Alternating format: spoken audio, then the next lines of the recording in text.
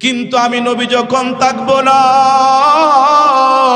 আমি নবী যখন দুনিয়া থেকে চলে আসব, আমি নবী দুনিয়া থেকে বিদায় হওয়ার হাজার হাজার বছর পরে আমার এমন কিছু পাগল উম্মত আসবে, আমি নবীকে তারা দেখতে পারবে না, আমি নবীর চেহারা তারা দেখবে না, কিন্তু ওই জামানার উলামা ইকরামদের জবান থেকে আমি নবীর সৌন্দর্য, আমি নবীর গুণাগুণ শুনে শুনে আমার ওই উম্মতেরা আমার প্রতি মহাব্বত আর ভালোবাসা তাদের অন্তরে জন্ম নিবে, এমনকি তাদের অন্তরটা আমার প্রতি ভালোবাসায় কেঁপে উঠবে।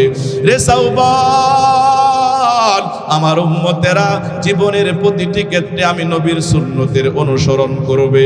এ সাওবান, আমি দুনিয়া থেকে চলে যাওয়ার পর যেই সমস্ত উম্মতেরা এই দুনিয়ার জমিনে আসবে, তাদের অন্তরে আমার প্রতি এই পরিমাণ ভালোবাসা জন্ম নিবে, তারা আমার দেশ থেকে বহু দূরে থাকবে, তারা তাদের জায়গা জমি সন্তান বিক্রি করে হলেও আমি নবীর সাক্ষাৎকে তারা পছন্দ করবে। আমি ওই সমস্ত উম্মতের জন্য আল্লাহর কাছে কেঁদে কেঁদে দোয়া করেছি, রে মালিক, ওই সমস্ত উম্মতের সাথে আমি নবীর দ্রুত সাক্ষাৎ করায়া দাও। জোরে কোন সুবহানাল্লাহ।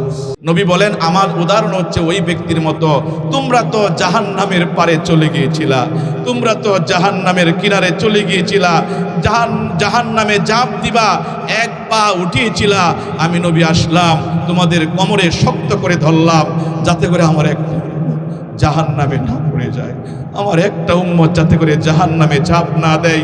এরপরও অনেকে এমন আছো ফসকে জাহান্নামে চলে যাও। জোরে কর নাউজুবিল্লাহ। কেমন দয়াশীল ছিলেন আমার আপনার নবী। বিখ্যাত সাহাবী হযরত সাওবান রাদিয়াল্লাহু তাআলা আনহু তিনি বলেন, আমি একবার রসুলের দরবারে গেলাম, যায় দেখি আল্লাহ রাসূল দোয়া করতেছে, আমি রসুলের পাশে গেলাম, রসুলের পাশে যাওয়ার পর শুনতেছি আল্লাহ রাসূল এই দোয়াগুলা আল্লাহর কাছে করতেছে। ওগো আল্লাহ, ওগো দয়ার মালিক, আমার যেই সমস্ত উম্মত আমাকে ভালোবাসে, আমাকে মহাব্বত করে, আমার ওই উম্মতের সাথে আমাকে জলদি জলদি মিলায়া দাও গো আল্লাহ, আমাকে জলদি জলদি মিলায়া দাও। যেই সমস্ত উম্মতেরা আমাকে মহাব্বত করে, আমাকে ভালোবাসে, তাদের সাথে আমার দ্রুত মোলাকাত করায়া দাও। হযরতে সাওবান রাদিয়াল্লাহু তাআলা আনহু তিনি বলেন, হযরতে সাওবান রাদিয়াল্লাহু তাআলা আনহু তিনি বলেন, রাসূলের দোয়া যখন শেষ হয়ে গেল, আমি রাসূলকে বললাম, ইয়া রাসূলুল্লাহ, ইয়া হাবিবাল্লাহ, আজকে আপনাকে দোয়া পড়তে দেখেছি, ওগো আল্লাহ, যে সমস্ত উম্মত আমাকে ভালোবাসে তাদের সাথে জলদি জলদি আমার সাক্ষাৎ করায়া দাও। এই দোয়ার তাৎপর্য কি? আল্লাহ রাসূল সাল্লাল্লাহু আলাইহি ওয়া আলিহি ওয়াসাল্লাম বলে, সাওবান, আমি জানি নিশ্চয়ই তোমাদের অন্তরে আমার প্রতি মহাব্বত আছে, আমার প্রতি ভালোবাসা আছে। এ সাওবান, তোমরা তো আমার কাছে জিব্রাইলকে আগমন হইতে দেখো, আমার কাছে কুরআন অবতীর্ণ হইতে দেখো। এ সাওবান, তোমরা তো সরাসরি আমি নবীর চেহারা দেখো। এ সাওবান, তোমরা তো আমার কাছে আল্লাহর সাহায্য সহযোগিতা আসতে দেখো। নিঃসন্দেহে তোমাদের অন্তরে আমার মহাব্বত আছে, আমার ভালোবাসা আছে। কিন্তু আমি নবী যখন থাকবো না,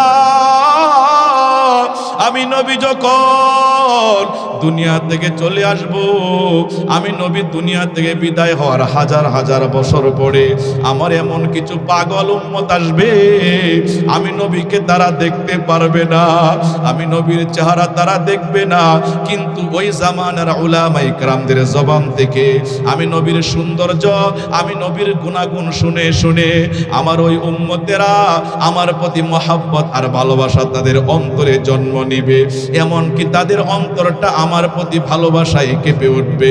রে সাওবান, আমার উম্মতেরা জীবনের প্রতিটি ক্ষেত্রে আমি নবীর সুন্নতের অনুসরণ করবে।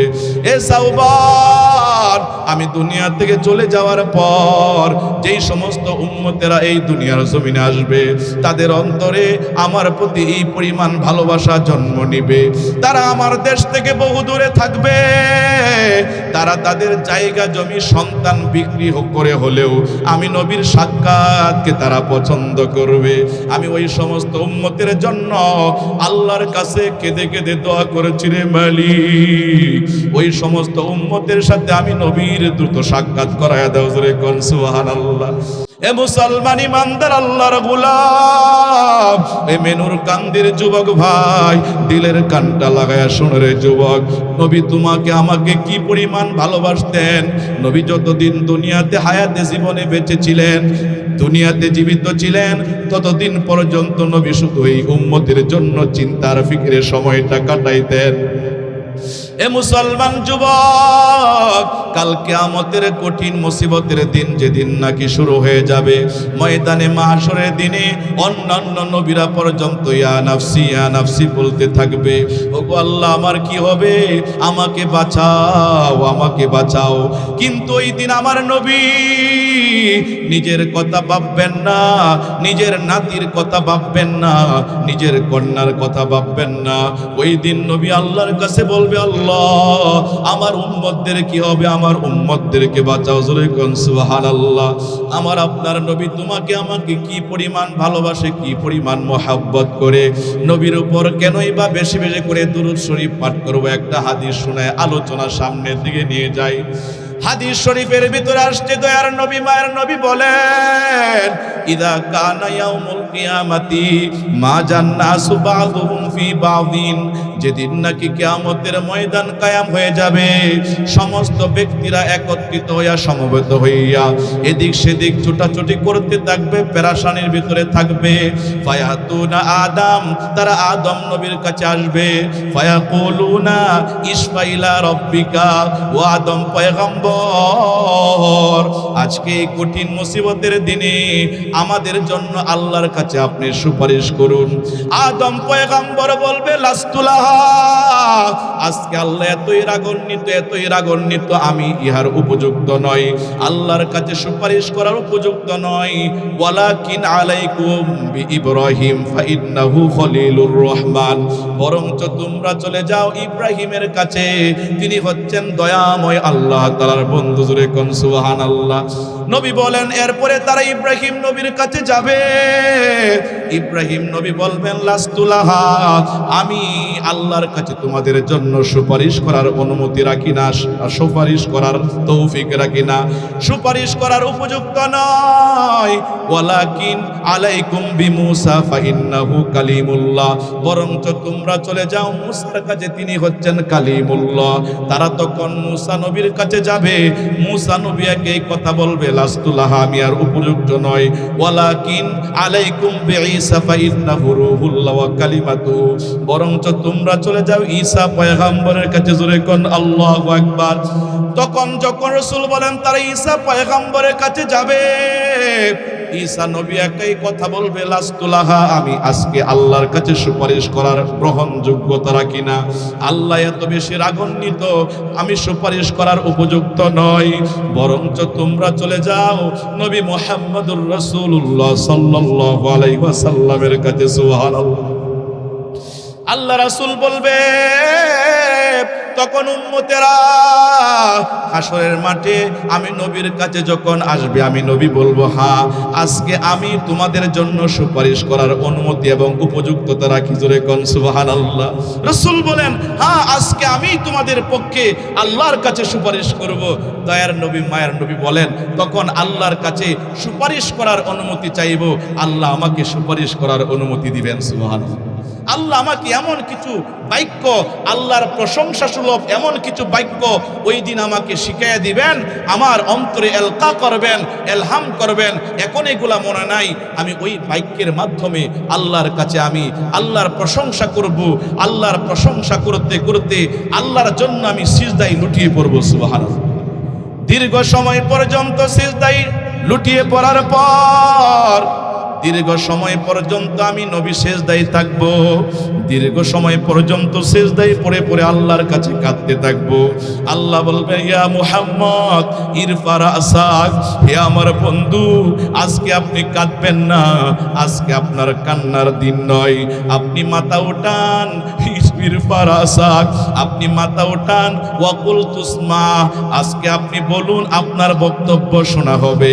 ওয়াসাল তুতা, আপনি আজকে আমি আল্লাহর কাছে আবেদন করুন, আজকে আপনার আবেদন মঞ্জুর করা হবে, আপনাকে আপনার চাওয়া পাওয়া পূরণ করা হবে। ওয়াশফা তুশাফা, আজকে আপনি আমি আল্লাহর কাছে সুপারিশ করুন, আপনার সুপারিশ কবুল করা হবে। সুবহানাল্লাহ। রাসূল বলেন ফাকুলু ইয়া রাব্বি উম্মতি উম্মতি উম্মতি, রাসূল বলেন তখন আমি আল্লাহর কাছে বলবো, আল্লাহ আমার উম্মত, আমার উম্মতের কি অবস্থা? আল্লাহ বলবে, বন্ধু যার যার অন্তরে জবের দানা পরিমাণ ঈমান আছে, ওই ব্যক্তিদেরকে আপনি জাহান্নাম থেকে বের করে আনুন। জোরে কোন সুবহানাল্লাহ। রাসূল বলেন আমি তা করব। এরপরে আবার দ্বিতীয়বার আমি আল্লাহ তাআলার ওই শিখিয়ে দেওয়া বাক্যগুলোর মাধ্যমে আল্লাহর প্রশংসা করব। আল্লাহর প্রশংসা করে আমি আল্লাহর জন্য সিজদায় লুটিয়ে পড়ব। দীর্ঘ সময় পর আল্লাহ বলবেন, ইয়া মুহাম্মদ ইরফা রাসাক, আপনি আপনার মাথা উঠান, ওয়াকুল তুসমা ওয়াসাল তুতা ওয়াশফা তুশাফা, আপনি বলুন, আপনার বক্তব্য আজকে শোনা হবে, আপনি আমার কাছে চান, আপনার চাওয়া পাওয়া পূরণ করা হবে, আপনি সুপারিশ করুন, আপনার সুপারিশ কবুল করা হবে। তখন রাসূল বলেন, আমি বলবো ফাকুলু ইয়া রাব্বি উম্মতি উম্মতি, ওগো আল্লাহ আমার উম্মতের কি হবে? আমার উম্মতদেরকে বাঁচাও, আমার উম্মতদেরকে বাঁচাও। আল্লাহ বলবেন, বন্ধু যান, আপনার যেই সমস্ত উম্মতের অন্তরে সরিষার দানা পরিমাণ ঈমান আছে, তাদেরকে জাহান্নাম থেকে বের করুন। জোরে কোন সুবহানাল্লাহ। রাসূল তাই করবে। এরপর রাসূল বলে, তৃতীয়বার আবার ওই বাক্যগুলোর মাধ্যমে আল্লাহর প্রশংসা করব, করে আল্লাহর জন্য সিজদায় লুটিয়ে পড়ব। দীর্ঘ সময় পর্যন্ত কান্নাকাটি করার পর আল্লাহ বলবেন, ইয়া মুহাম্মদ ইরফা রাসাক, তৃতীয়বার বলবেন, মুহাম্মদ আপনি আপনার মাথা উঠান, মাথা উঠান, ওয়াকুল তুসমা, আপনি আজকে কথা বলুন, আপনার বক্তব্য শোনা হবে। ওয়াসাল তুতা, আপনি আজকে চান, আপনার চাওয়া পূরণ করা হবে, আপনাকে দেয়া হবে। ওয়াশফা তুশাফা, আজকে আপনি সুপারিশ করুন, আপনার সুপারিশেই কবুল করা হবে। রাসূল বলেন, তখন তৃতীয়বার একই কথা বলবো, ফাকুলু ইয়া রাব্বি উম্মতি উম্মতি, ওগো আল্লাহ আমার উম্মতের কি হবে?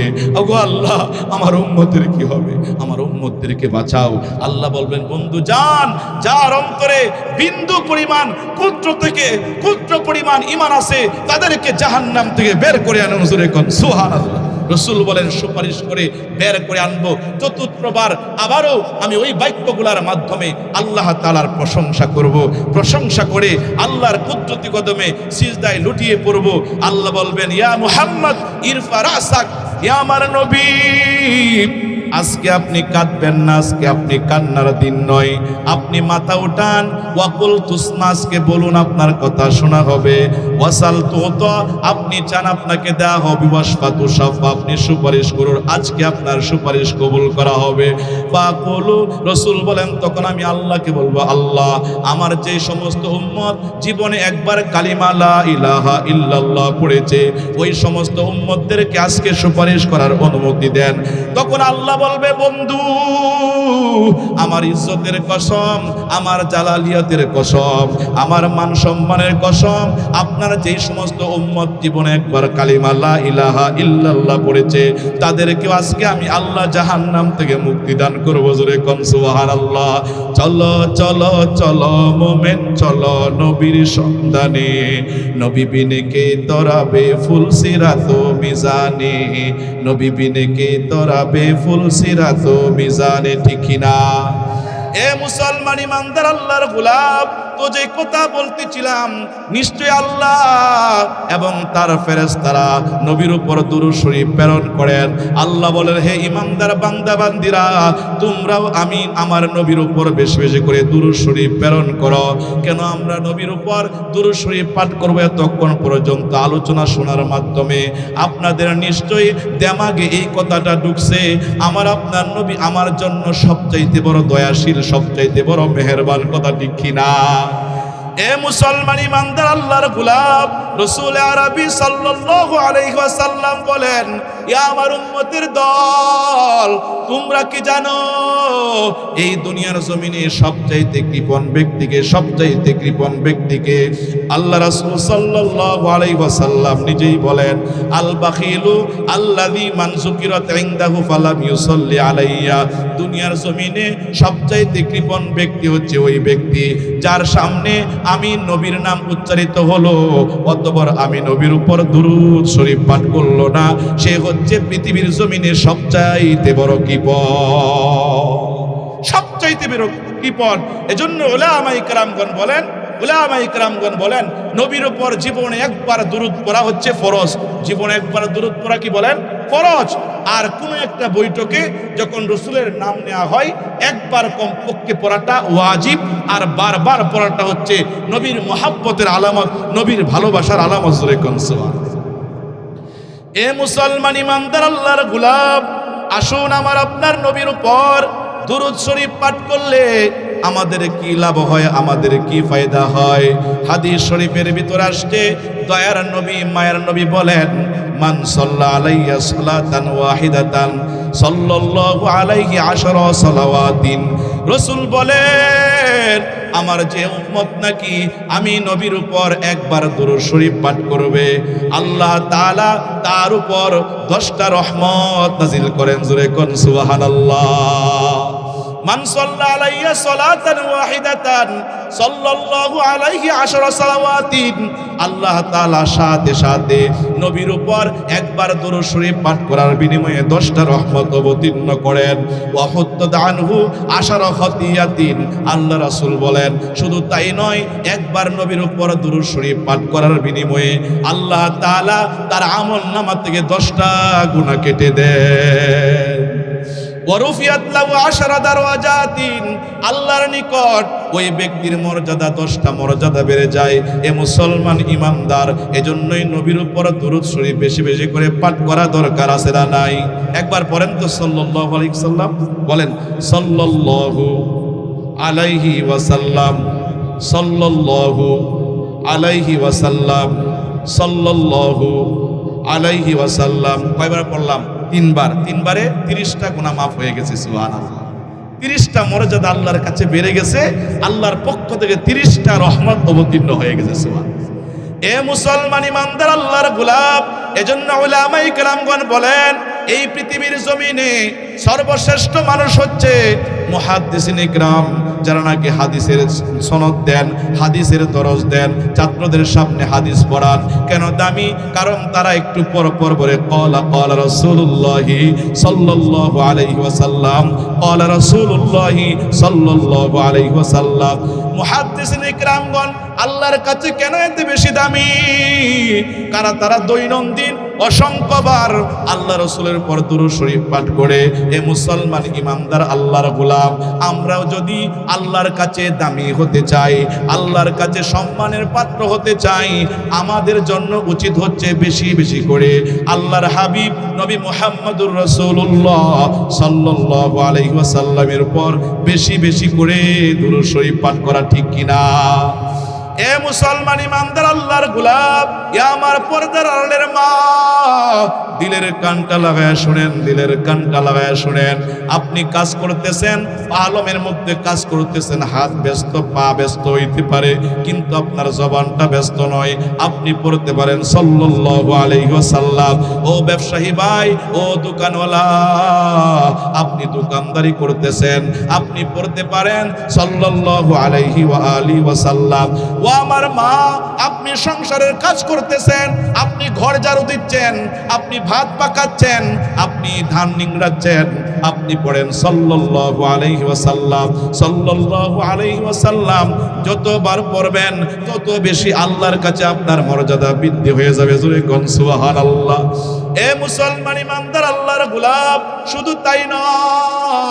শুধু তাই নয়, রাসূলের উপর দুরূদ শরীফ ছাড়া আমাদের দোয়াগুলা আল্লাহর কাছে কবুল হয় না। হাদিস শরীফের ভিতর আসছে ইন্নাদ দুআ মাওকুফুন বাইনাস সামাই ওয়াল আরদি লা ইয়াসআদু মিনহা শাইউন হাত্তা তুসাল্লি আলা নাবিয়িক।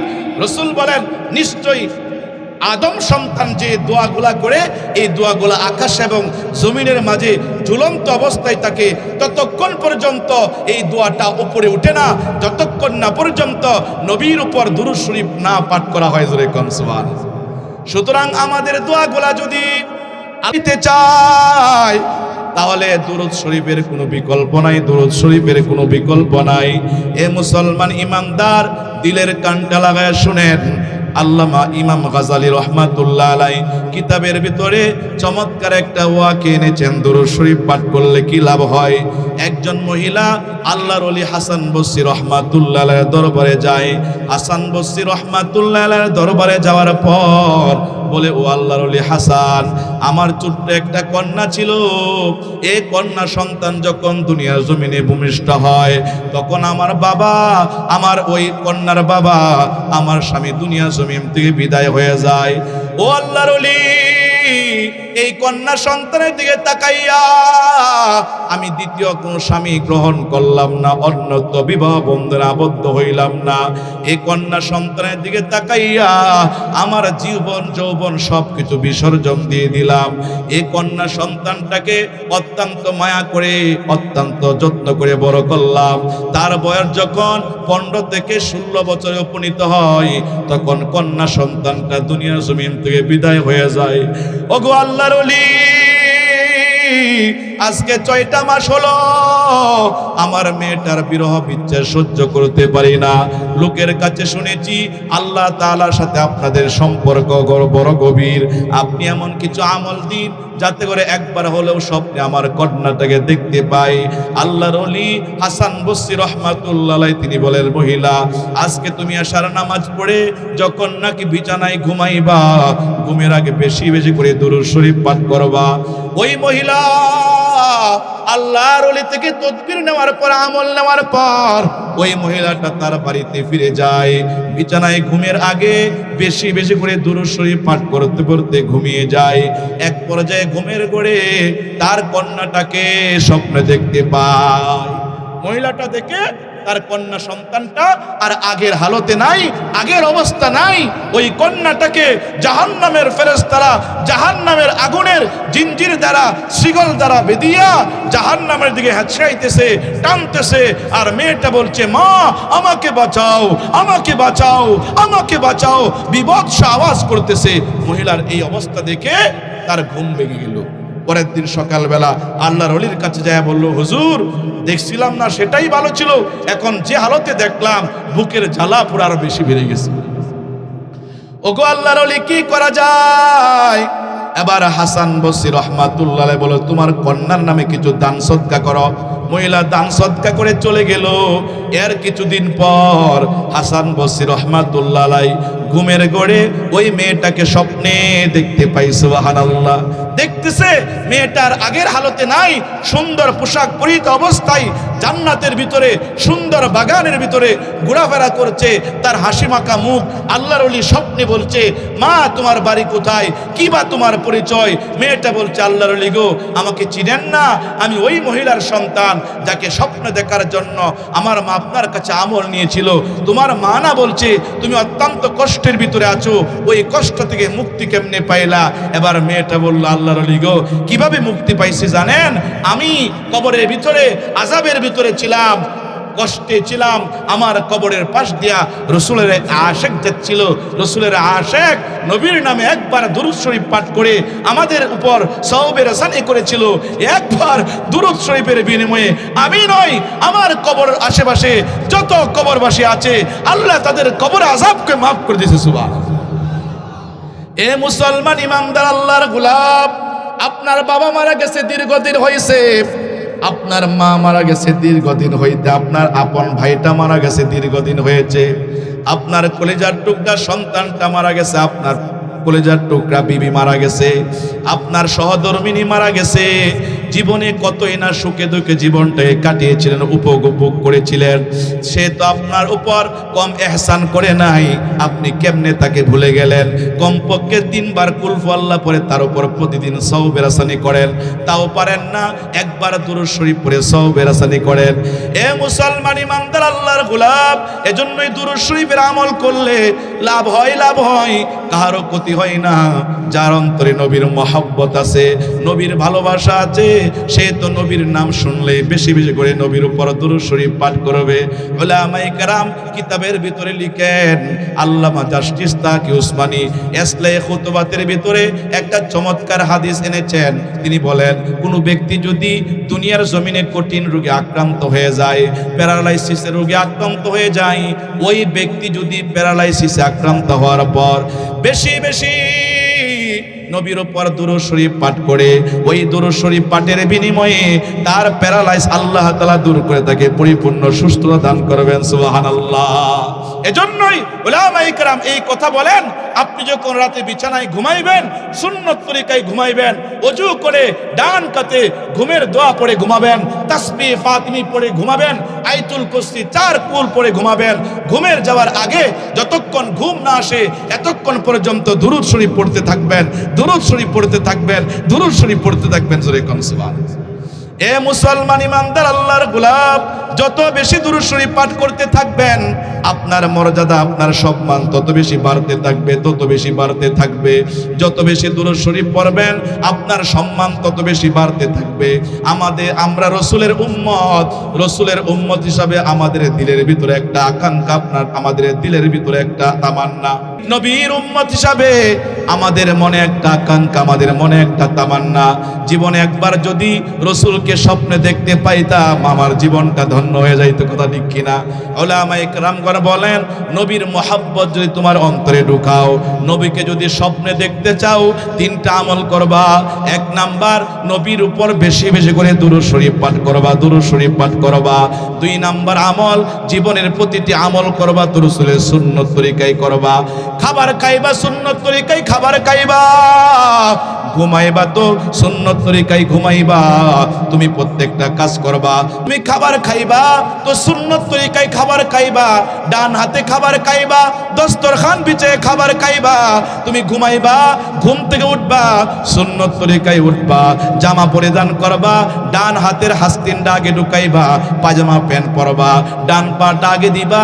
এভাবে প্রতিটা কাজ যদি নবীর সুন্নত তরিকায় করতে পারো তাহলে ঘুমের ঘরে একদিন নবীর সাথে তোমার জিয়ারত হয়ে যাবে। জোরে কোন সুবহানাল্লাহ। এ মুসলমান ইমানদার আল্লাহর গোলাম, এজন্যই নবীকে স্বপ্নে দেখতে চাইলে কাল কিয়ামতের ময়দানে নবীর সাথে জান্নাতে বসবাস করতে হইলে, জান্নাতে নবীর সাথে হইতে হইলে নবীর মহব্বত অন্তরে ঢুকানো দরকার আছে না নাই? আর নবীর মহব্বত আমার আপনার অন্তরে কি পরিমাণ ঢুকবে, কিভাবে ঢুকবে? নবীর মহব্বত ঢুকবে 2টা আমলের মাধ্যমে। আমলগুলো পড়ে বলছি।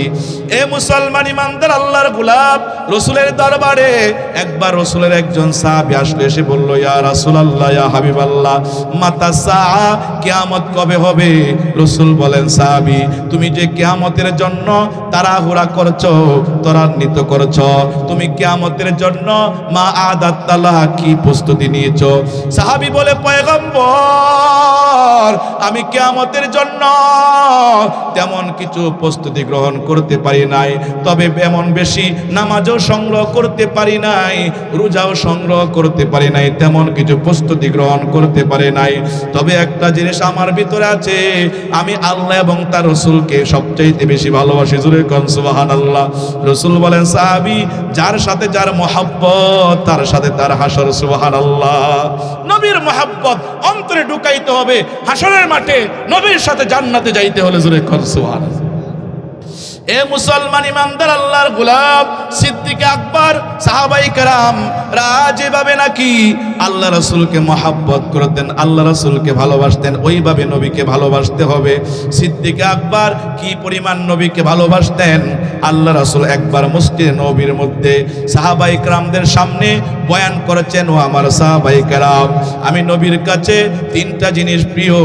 1 নাম্বার নেককার বিবি, 2 নাম্বার সুগন্ধি, 3 নাম্বার নামাজ। ওই মজলিসে আবু বকর ছিলেন।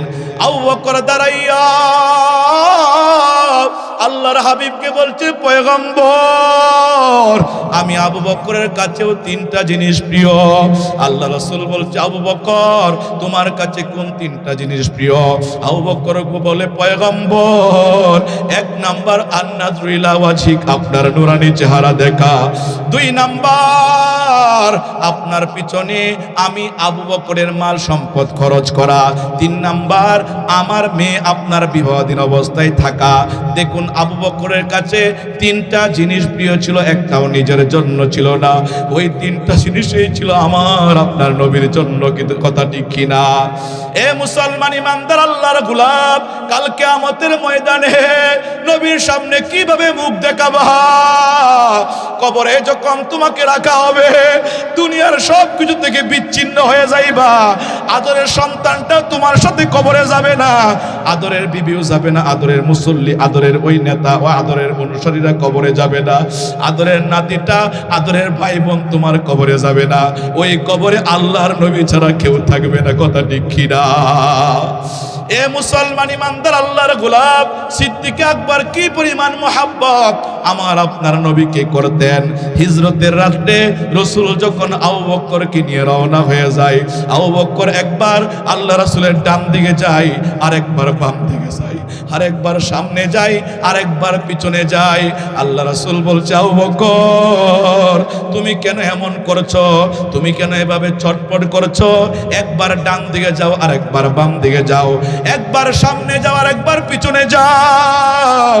আবু বকর বলে, পয়গম্বর আমি যখন আপনার পিছনে পিছনে থাকি, আমার মন বলে শত্রুরা না জানে আপনার সামনের দিকে আপনাকে আক্রমণ করে, এজন্যই সামনে চলে যায়।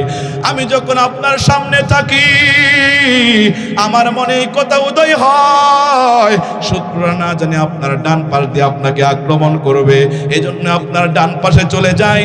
যখন নাকি ডান পাশে চলে যায়, আমার মনে এই কথা উদয় হয়, না জানি শত্রুরা আপনার বাম পাশ দিয়ে আপনাকে আক্রমণ করবে, এজন্যই বাম দিকে চলে যায়। পয়গম্বর আমি আবু বকরের জীবন যাক, এরপরে আপনি নবী অক্ষুণ্ণ থাকেন, সুস্থ থাকেন, এটাই হচ্ছে আমি আবু বকরের কাছে সবচাইতে বড় সফলতা। জোরে কোন সুবহানাল্লাহ। কি পরিমাণ মহব্বত সাহাবায়ে কেরাম নবীর প্রতি ছিল। কিন্তু আবু বকর এত ভালো রাসূলকে বাসতো, জীবনের প্রত্যেকটা কাজে প্রত্যেকটা ক্ষেত্রে রাসূলকে অনুসরণ করত। আবু বকরের কাছে যে তিনটা জিনিস প্রিয় ছিল, একটাও নিজের জন্য ছিল না, সবটাই ছিল আমার নবীর জন্য। কথা ঠিক কিনা? এ যুবক ভাই, তোর পায়ে হাত রেখে বলছি, মুরব্বি বাবাজিরা পায়ে হাত রেখে বলছি, কোন জিনিসটা এমন নবীর জন্য প্রিয় বানাইতে পারছেন? আসরের মাঠে কেমনে আল্লাহর সামনে দাঁড়াবেন? কথা ঠিক কিনা? বলুন তো। নবী জীবনে নামাজ ছাড়ছেই বলেন, নবী জীবনে গান বাজনা শুনছে বলেন, আপনি কেন গান বাজনা শুনেন? নবী জীবনে মাজার জিয়ারত করছে, মাজারে সিজদা দিছে, নবীর সাহাবায়ে কেরাম করছে, আপনি কেন মাজার জিয়ারত করবেন, মাজারে সিজদা দিবেন? হ্যাঁ জিয়ারত করতে পারেন, কেন আপনি মাজারে সিজদা করবেন বলেন? নবীর কোন তরিকার মধ্যে পড়ে, সাহাবায়ে কেরামদের কোন আদর্শের মধ্যে পড়ে? কারণ মাজার এমন একটা জিনিস, হ্যাঁ আল্লাহওয়ালাদের মাজার থাক, আমাদের কোনো সমস্যা নাই, কিন্তু এই মাজারে শিরকের আখড়া বসানো যাবে না, বেদাত করা যাবে না। কথা ঠিক কিনা? একটা কথা মনে কষ্ট পেয়েছে, শুনেছি আপনাদের আশেপাশে নাকি একটা মাজার হচ্ছে, পরে কল্পনা করছে। আমি মহব্বতের ভাইদের পায়ে হাত থেকে বলছি, বিশেষ করে আজকের এই মেনুর কান্দির যুব সমাজ যারা এলাকাবাসীকে একটা সুন্দর মাহফিলের উপহার দিয়েছ, সুন্দর একটা চমৎকার ইসলামী সম্মেলন, জান্নাতি বাগান উপহার দিচ্ছ, তোমাদের কাছে আমি যুবক, যেহেতু তোমরা আমাকে কলিজা দিয়ে ভালোবাসো, তোমাদের কাছে একটা আবদার রেখে যাই, এই এলাকায় যাতে করে কখনো মাজার না হয়, প্রয়োজনে জীবন দিব, মাজার করতে দিব। মনে কথা ঠিক না? মাজার করতে দিব।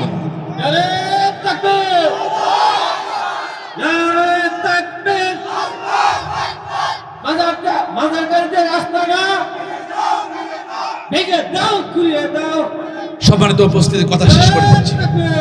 হুজুর চলে আসছেন, আপনাদের জিহাদি সাহেব হুজুর অত্যন্ত চমৎকার আলোচনা আপনাদেরকে করবেন।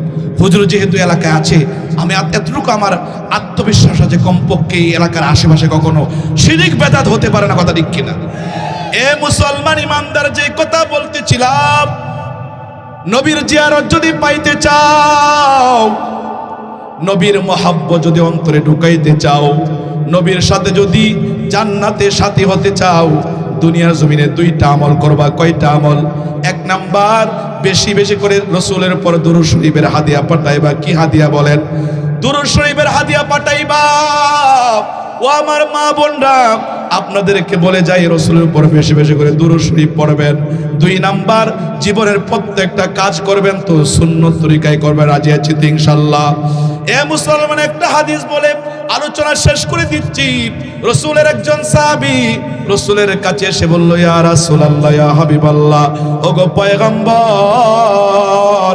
আমি আপনার উপর বেশি বেশি করে দুরূদ শরীফ পাঠ করি, আপনার উপর বেশি বেশি করে দুরূদ শরীফ পাঠ করি গো পয়গম্বর।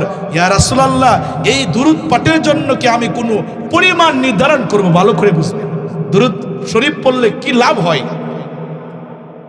আমি আপনার উপর বেশি বেশি করে দুরূদ শরীফ পাঠ করি, এই দুরূদ শরীফ পাঠ করার কি আমি কোনো পরিমাণ নির্ধারণ করব? রাসূল বলেন, তোমার ইচ্ছা।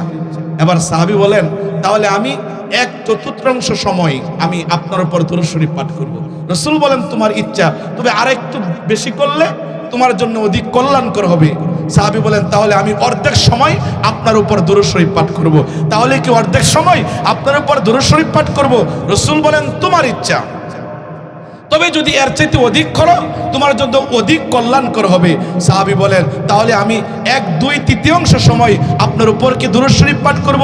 রাসূল বলেন, তোমার ইচ্ছা, এরপরে যদি এর চাইতে বেশি করো তোমার জন্য কল্যাণকর হবে। জোরে কোন সুবহানাল্লাহ। সাহাবী বলে, পয়গম্বর, তাহলে বুঝছি, আমি আমার পুরো সময়টাই আপনার দুরূদ শরীফের ক্ষেত্রে আমি অফ করে দিলাম। আপনার উপর দুরূদ শরীফ পড়ার জন্য আমি আমার জীবনের সব সময়টাই, পুরা সময়টাই ছেড়ে দিলাম। সুবহানাল্লাহ। রাসূল বলেন, এটা যদি হয় তাহলে তো আল্লাহ তোমার মনের আকাঙ্ক্ষা পূরণ করবে এবং আল্লাহ তাআলা তোমাকে মাফ করে দিবে। সুবহানাল্লাহ। কারণ দুরূদ শরীফ যখন পড়ি, দুরুদের মধ্যে আল্লাহর জিকির আছে না নাই? সাল্লাল্লাহু এই যে আল্লাহ আছে না নাই? এজন্য বেশি বেশি করে দুরূদ শরীফ পাঠ করব তো ইনশাআল্লাহ। একটা কথা মনে রাখবেন, আমার সময় আর 2-3 মিনিট আছে। হ্যাঁ, আমি শেষ করে দিচ্ছি, হুজুরকে আর কষ্ট দিব না, যেহেতু 50 পর্যন্ত সময় দেওয়া হয়েছে। আরেকটা কথা বলি, আপনি মনে করছেন আপনি যখন দুরূদ শরীফ পাঠ করবেন, এই দুরূদ শরীফ মনে হয় নবী আয়েশা আপনার কাছ থেকে নেবেন। এটা ভুল কথা। হাদিস শরীফের ভিতরে আছে, এমন অনেক ভাইয়ের এমন আকীদা আছে, ভুল বুঝবেন না, কষ্ট নেবেন না, পায়ে হাত থেকে বলছি, আপনার দুরুদের হাদিয়া নেওয়ার জন্য নবী যদি আপনাদের মেনুর কান্দি আসে, আপনার নবীর সম্মান বাড়বে না, বরঞ্চ কমবে। ছোট্ট একটা উদাহরণ দিচ্ছি, আপনাদের এলাকার চেয়ারম্যান সাহেব সম্মানিত না বলেন, চেয়ারম্যান সাহেবকে আপনি একটা গিফট দিবেন, হাদিয়া দিবেন। এই গিফট নেওয়ার দুইটা তরিকা, একটা হচ্ছে আপনি গিফটটা চেয়ারম্যান সাহেবের বাড়িতে পৌঁছায় দিবেন, আর একটা হচ্ছে চেয়ারম্যান সাহেব আপনার মেনুর কান্দি এসে ওই হাদিয়াটা গ্রহণ করবে। কোনটাতে চেয়ারম্যানের সম্মান বাড়বে বলেন তো? আপনি পাঠায় দিলে সম্মান বাড়বে। আই নবী তোমার সামনে আসে, দাঁড়ায় যাও, ভন্ডা কোথাকার, নবীকে হাজির নাজির একমাত্র আল্লাহর সিফত, নবীর সিফত মারবা, ঈমান নষ্ট হয়ে যাবে, বেঈমান হয়ে যাবে। কথা ঠিক কিনা? নবীকে গায়েবের মালিক মানো মিয়া, আল্লাহকে আল্লাহর জায়গায় রাখতে হবে, নবীকে নবীর জায়গায় রেখে নবীকে সম্মান করতে হবে। সুতরাং বলতেছিলাম, তোমার দুরুদের হাদিয়া নবী তোমাদের এলাকায় আসে না, বরং হাদিস শরীফের ভিতরে আসছে। বহু হাদিস এমন আসছে, একটা হাদিস বলে কথা শেষ করে দিচ্ছি। রাসূল বলেন, ইন্না লিল্লাহি মালাইকাতুন সাইয়াহিনা ফিল আরদি ইউবাল্লিগুনি মিন উম্মতি সালাম। আমার এক প্রকার, নিশ্চয় আমার এক প্রকার আল্লাহর এক প্রকার ফেরেশতা আছে, তাদের ডিউটি হচ্ছে, তাদের কাজই হচ্ছে দুনিয়ার জমিনে বিচরণ করা, দুনিয়ার জমিনে চলাফেরা করা, ঘোরাফেরা করা। যে জায়গায় আমার উম্মত আমি নবীর উপর একবার দুরূদ শরীফ পাঠ করে, ওই দুরূদ শরীফের হাদিয়াটা ফেরেশতার মাধ্যমে আমি নবীর কাছে পাঠিয়ে দেওয়া হয়। সুবহানাল্লাহ। সম্মানিত উপস্থিতি, কথা শেষ করে দিচ্ছি। এজন্য আসুন আজকের আলোচনা থেকে আমরা কেউ মনে কষ্ট নিব না। আজকের আলোচনা থেকে আমরা দুইটা জিনিস নিব, একটা হচ্ছে নবীর উপর বেশি বেশি করে দুরূদ শরীফ পাঠ করব তো ইনশাআল্লাহ। 2 নাম্বার, জীবনের প্রতিটা কাজ করব তো নবী করিম সাল্লাল্লাহু আলাইহি সাল্লামের সুন্নত তরিকায় করব। সম্মানিত উপস্থিতি, এখন কেন বর্তমান জামানা তো ফিতনার জামানা, দেখেন না নরেন্দ্র মোদীর সেনাবাহিনীরা, ওই লাল কুত্তাগুলা, ওই মুশরিকগুলা আমাদের বাংলাদেশকে গ্রাস করার জন্য পায়তারা করছে। এই সময়ে তো আমাদের ঈমানগুলা মজবুত থাকা দরকার, না হয়তো গজওয়াতুল হিন্দে আমরা অংশগ্রহণ করতে পারবো না। এজন্য আমাদের ঈমান মজবুতের জন্য চাই প্রত্যেক প্রত্যেকটা ফরজ, ওয়াজিব এবং সুন্নতে মুআক্কাদা আদায় করার পাশাপাশি প্রতিটা কাজ নবীর সুন্নত তরিকায় যদি করতে পারি আমাদের ঈমান মজবুত হবে। বাংলাদেশে থাকতে পারে অল্প সংখ্যক মানুষ, কিন্তু আমরা যদি নবীর উপর বেশি বেশি করে দুরূদ শরীফ পাঠ করে সুন্নত তরিকায় প্রত্যেকটা আমল করে যদি আমরা চলতে পারি আমাদের ঈমান মজবুত হবে। হুঙ্কার দিব বাংলাদেশের এই জায়গা মেনুরকান্দি থেকে নরেন্দ্র মোদী এবং তার ওই বাহিনীগুলা অন্তরে কম্পন শুরু হয়ে যাবে, কথা ঠিক কিনা? আল্লাহ তাআলা আমাকে সকলকে নবীর উপর বেশি বেশি করে দুরূদ শরীফ পাঠ করে নবীর সুন্নত তরিকায় প্রত্যেকটা আমল করে ঈমান মজবুত করে আমাদেরকে ঈমান নিয়ে কবরে যাওয়ার তৌফিক দান করুক, আমিন। আসসালামু আলাইকুম ওয়া রাহমাতুল্লাহি ওয়া বারাকাতুহু।